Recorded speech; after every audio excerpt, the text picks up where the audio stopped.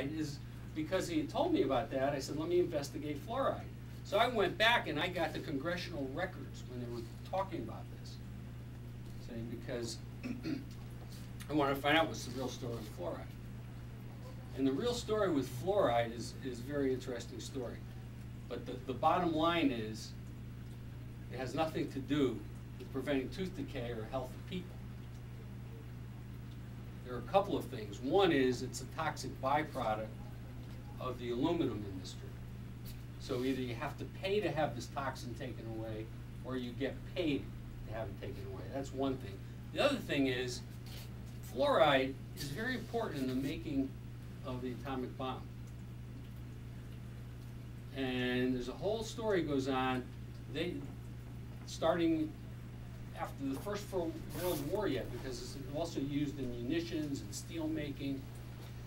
And what would happen is downwind of the plants, crops were dying, animals were dying, people were dying, and lawsuits were starting. So the Second World War came, and what happened now is this was critical to making the atomic bomb. So they had to make this fluoride a friend and not a foe.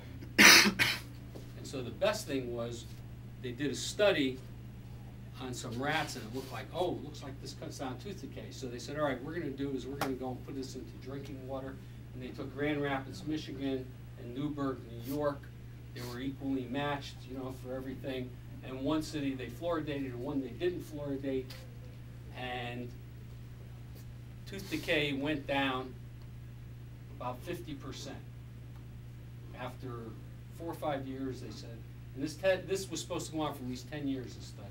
After about 5 years, I think it was, they stopped the test because they said, this stuff's fantastic. Tooth decay cut down right in Grand Rapids, about 50%. So we got to fluoridate the water. But what they didn't tell you was, in the control city, the decay went down the same amount. There were other factors at work, be it that people were more cognizant or whatever, but there was really no difference between the control city and the fluoridated city. But again, they wanted to make, it was very important that fluoride be a friend. And it doesn't make any sense to take a drug, put it into the water, okay, and now you're going to drink water. Let's say you drink a liter of water a day. So you're taking in fluoride, and depending where you're living, it could be 1 to 4 parts per million per day. And you're taking in that fluoride, okay? But now let's say you have a child, 4 years old, let's say, and they're drinking a lot of water. But they weigh 1/3 of what you weigh. Or you take somebody who's 300 pounds and they're drinking water. You're taking this drug, there's no control. And so how do you estimate how much a person should have? And what the studies have shown over the years is that where water is fluoridated, and there's never, ever, ever, ever been a study to show that fluoride in the drinking water cuts down tooth decay.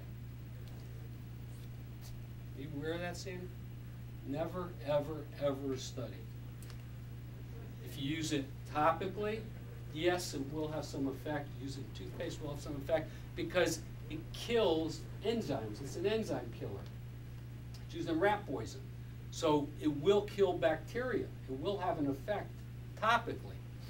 But in the drinking water, it's not going to cut down tooth decay, but what it does do is increases hip fracture, increases cancer, increases birth defects, mental retardation among them. So that's another thing, that we as dentists have caused a terrible, terrible curse upon people.